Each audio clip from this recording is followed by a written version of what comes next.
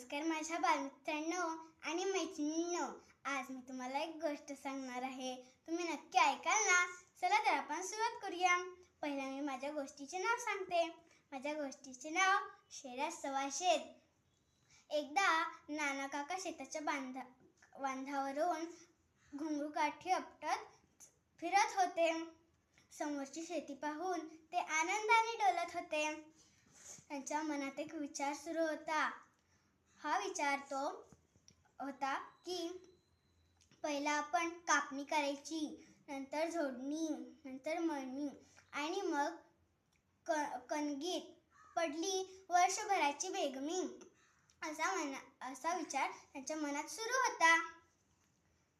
ते चालत चालत माळावरच्या शेतावर पोहोचले. बघतात तर काय, तांदूळ भरलेल्या लोंब्या आडव्या पडल्या होत्या. त्यांना वाटले की शेताची नासाडी सुरू आहे. उंदीर मामा शेतावर कोपले होते. त्यांना एक युक्ती सुचली. त्यांनी माळावरच्या शेतावर एक मोठा खड्डा खणला आणि त्या खड्ड्यात एक पिंप ठेवला आणि त्या पिंपात अर्धे अधिक पाणी ओतले आणि त्या पिंपाच्या तोंडावर एक मोठीशी लाकडाची फळी ठेवली आणि त्यांच्यावर भजा ठेवला. त्यांचं काम संपताच ते घरी निघून गेले आणि सर्वत्र सामसूम झाल्यावर उंदरांची टोळी बाहेर निघाली. घाईघाईने 2-3 उंदीर पळत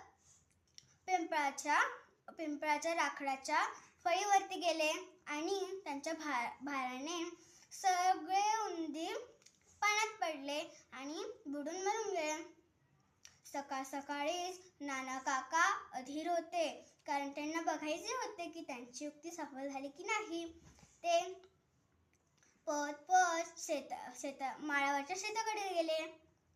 त्यांची युक्ती सफल झाली म्हणून त्यांना खूप समाधान वाटले. परत त्यांनी तसेच केले. त्यांनी भजी ठेवले आणि आपल्या घरी निघून गेले. सकाळी ते आले तर त्यांना भजी तर फस्त केलेली दिसली, पण पिंपात एकही उंदीर दिसला नाही. त्यांना वाटले, हा काय प्रकार आहे, आपल्याला बघावाच लागेल. म्हणून त्यांनी संध्याकाळी तळलेल्या खमंग भज्यांचा भजी ठेवली आणि एका मोठ्या झाडाच्या मागे लपून बसले. सर्वत्र सुमसाम झाल्यावर उंदरांची फौज बाहेर निघाली आणि